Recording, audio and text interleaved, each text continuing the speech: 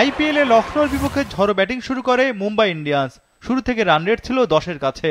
রোহিত ও Rickelton দুজনেই আগ্রাসী মেজাজে ব্যাটিং করতে থাকেন। রোহিত শর্মা 5 বলে 12 রানে আউট। তবে রিকেলটন ও উইল জ্যাক্সের ব্যাটে রানের গতি ধরে রাখে মুম্বাই ইন্ডিয়ান্স। পাওয়ার প্লের 6 ওভারে তাদের সংগ্রহ 1 উইকেটে 66 রান। 25 বলে 50 তোলেন প্রোটিয়া তারকা রায়ান রিকেলটন। 32 বলে 58 রানে বিদায় নেন এই ওপেনার। 9.4 ওভারেই মুম্বাইয়ের দলীয় স্কোর 17 রানে পৌঁছায়।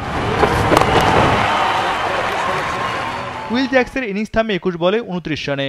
তবে দারুণ ব্যাটিং করেন সূর্যকুমার যাদব। এতে 15 ওভারে মুম্বাই ইন্ডিয়ান্সের সংগ্রহ 4 উইকেটে 157 রান। 27 বলে 50 তোলেন সূর্যকুমার। 28 বলে 54 রানে থামে তার ইনিংস। এতে অনায়াসে স্কোরবোর্ডে 200 রান তোলে মুম্বাই। শেষ দিকে ঝড় ব্যাটিং করেন নামান ধীর ও করবিন বস।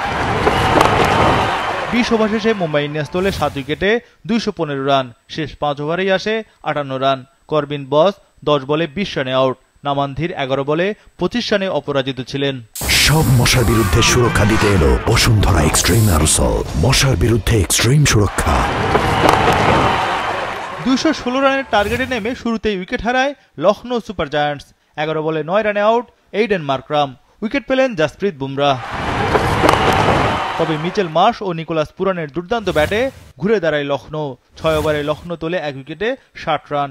আসরের তৃতীয় ব্যাটার হিসেবে 400 রান পূর্ণ করেন পুরান।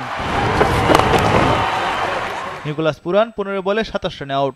ঋষভ পন্থ আউট 2 বলে 4 রানে। তবে মিচেল মার্শ ও আয়ুষ বাদনির ব্যাটে রানের গতি ধরে রাখে লখনৌ। 10 ওভার শেষে লখনৌ তোলে 3 উইকেটে 103 রান।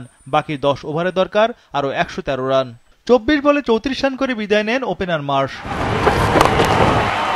দারুণ ব্যাট করতে থাকা আয়ুষ বাদনি ফিরলেন 22 বলে 35 রানে। আস্কিং রান রেট 15 অতিক্রম। লখনৌর সামনে অসম্ভবকে সম্ভব করার চেষ্টা। Hard hitter David Miller out 16 বলে 24 রানে। 16তম ওভারে বুমরা তুলে নিলেন 3 উইকেট। ম্যাচে চালকের আসনে মুম্বাই ইন্ডিয়ান্স। মুম্বাই নিয়ন্ত্রিত বোলিংয়ে 161 রানে অল আউট লখনৌ। 54 রানের জয় তুলে নেয় মুম্বাই। বুমরা 4টি ও বোল্ট শিকার করেন 3টে উইকেট।